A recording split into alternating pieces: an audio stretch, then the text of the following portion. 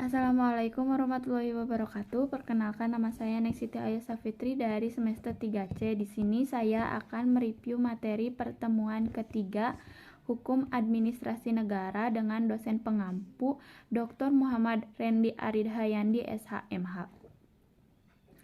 Instrumen pemerintahan.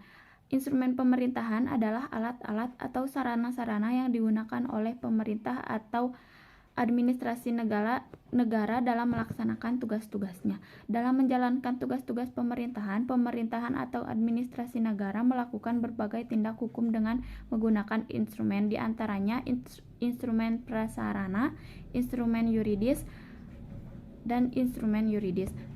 Struktur normahan dalam memahami instrumen pemerintahan harus dicari dalam semua peraturan perundang-undangan, terkait dari yang paling tinggi dan bersifat umum abstrak sampai tingkat yang paling rendah yang bersifat individual konkret. Dalam suasana hukum tata usaha negara HTUN, kita menghadapi bertingkat-tingkatnya norma-norma hukum yang harus diperhatikan.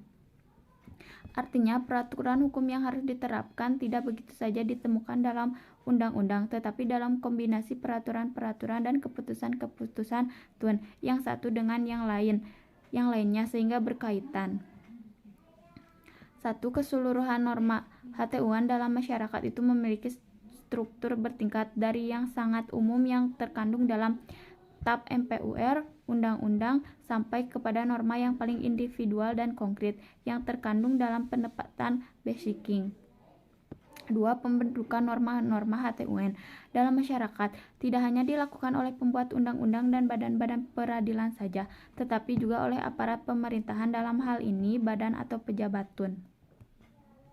Untuk melakukan kualifikasi sifat keumuman Allgemeinheit dan sifat konkret Konkretheit.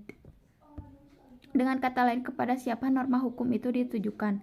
Norma hukum secara umum dibagi menjadi 4. 1. Norma hukum umum. 2. Norma hukum individual. 3. Norma hukum abstrak. 4. Norma hukum konkret.